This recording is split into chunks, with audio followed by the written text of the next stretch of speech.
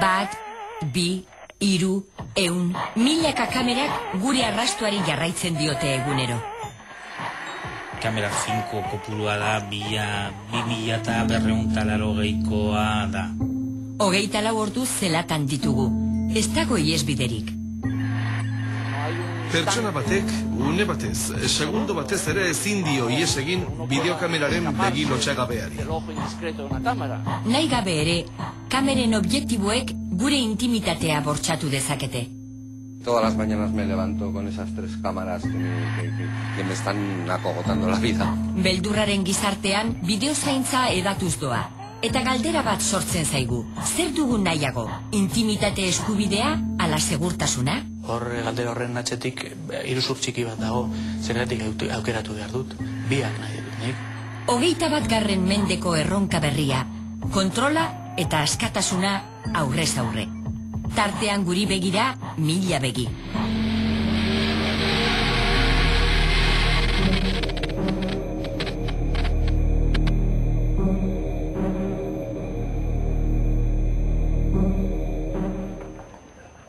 Bideokameren bitartez, herritarrak zaintzeko erabiltzen den sistema. Horrela definitu daiteke bideozaintza. Egunez egun neurririk gabe zabaltzen doan armi-arma sarea. Bideozaintzak kontrolatutako gizartean bizi gara. Beti eta toki guztietan milioika kamerak gure mugimenduak zaintzen dituzte. Denok eta dena begi elektronikoen kontrolpean. Bideozaintzak pertsonen begiak baino askoz hobeto kontrolatzen du dena. Bideokameraren begia lotxagabea da eta iraunkorra. Pertsona batek, une batez, segundo batez ere ezin dio ies egin bideokameraren begi lotxagabeari.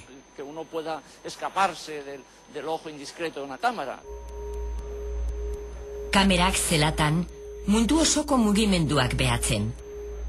Lehen munduko lurraldeak beldurraren gizarte bilakatu dira.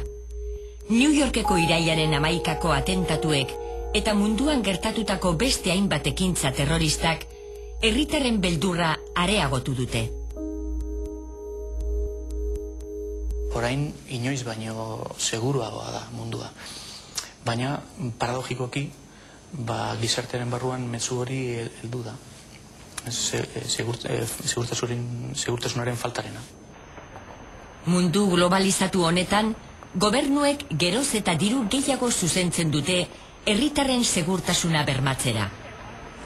Urtez urte, segurtasun enpresa pribatuen kopurua handitzen da. Dirudienez, bideozaintza kamera bat eskuratzea eta jartzea merkea eta erraza da edonorentzat. Baina kamera bat ezartzeko hainbat bete beharreko daude.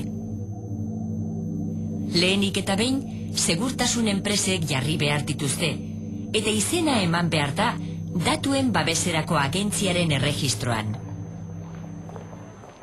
Iaz, 3700 bideozaintza kamera baino ez ziren erregistratu Espainiako agentzian.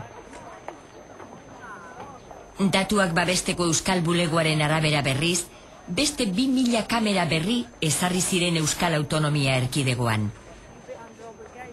Beno, zenbaki hori barregarria da. Une honetan, milioika kamerak egon behar du ehunka denda supermerkatu enpresa kontrolatzen. Eta argi dago, kamera horiek guztiak ez direla aitortzen. Eta datuak babesteko bulegoaren kontroletik kanpo geratzen direla. Jose Luis Goñik, Nafarroako Unibertsitate Publikoko katedradunak, gaia aztertu du La videovigilancia empresarial y la protección de datos personales liburuan. Datuak eta errealitatea ez datoz bat. Orduan, zenbat kamerak kontrolatzen gaituzte?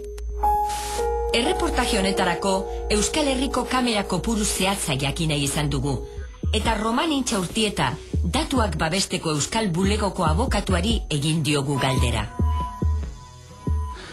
Kamera pilo bat dago, gero eta kamera gehiago dago, ugaritzen ari dira, zeren oso erreza da kamera bat instalatzea, nahiko merkeak dira, Baina ezin dugu esan, baina ez bakarrik hemen, ez dago inon ere, ez dakite zenbat kamara dauzen. Jakin dezakezu batzuk, ez dakit poliziak zenbat daukaten, igual bai, baina arlo pribatuan zenbat dauzen jakitea, momentu honetan ezinezkoa da.